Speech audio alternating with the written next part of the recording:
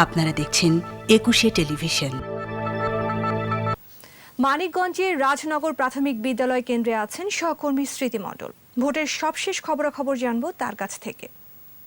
দর্শক, আমি এই মুহূর্তে দাঁড়িয়ে আছি জয়নগর সরকারি প্রাথমিক বিদ্যালয় ভোট কেন্দ্রে। আপনারা দেখতেই পাচ্ছেন যে আমার পিছনে ভোটারদের একটি দীর্ঘ সারি, এবং অনেকক্ষণ ধরে কিন্তু এইখানে অনেকেই আছেন যারা ভোটের জন্য অপেক্ষা করতে করতে অনেকেই বসে পড়েছেন। আমরা যেটি দেখেছি যে সকাল থেকে এই ভোট কেন্দ্র নয়, শুধু আমরা যতগুলো ভোট কেন্দ্র পরিদর্শন করেছি, ঘুরে দেখেছি, সেখানেই বেশ জমজমাট এবং ভোটারদের দীর্ঘ লাইন। এখন মধ্য দুপুরেও যেটি আমরা দেখেছি যে এই দুপুরের সময়ও নারী ভোটার যারা আছেন তারা কিন্তু এসেছেন ভোট দিতে। এবং এই পৌরসভার, মানিকগঞ্জ পৌরসভার কিন্তু ৫৫,০০০ ভোটারের মধ্যে একটি বেশি সংখ্যক ভোটার হচ্ছেন নারী। এবং এই নারীদের যে স্বতঃস্ফূর্ত অংশগ্রহণ, আমরা যেটি দেখেছি যে একটি উৎসবমুখর জমজমাট পরিবেশ। এবং এই জয়নগর ভোট কেন্দ্রে পুরুষ এবং নারী দুটি